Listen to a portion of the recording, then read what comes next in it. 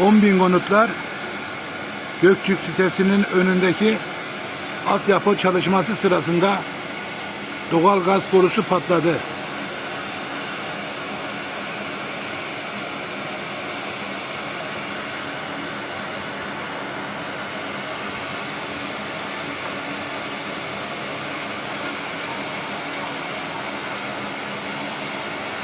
Vanayı biraz kıstılar ama halen gaz kaçağı devam ediyor.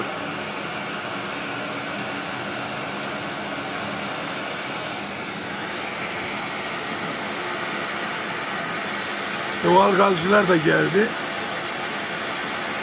Henüz müdahale yok.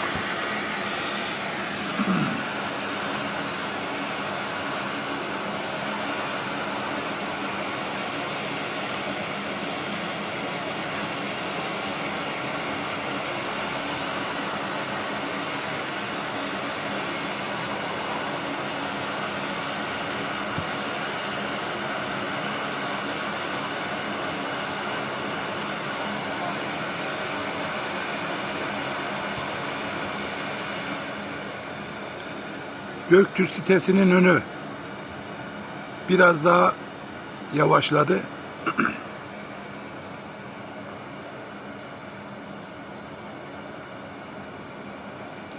Sanırım şu an boruda kalan gazlar çıkıyor.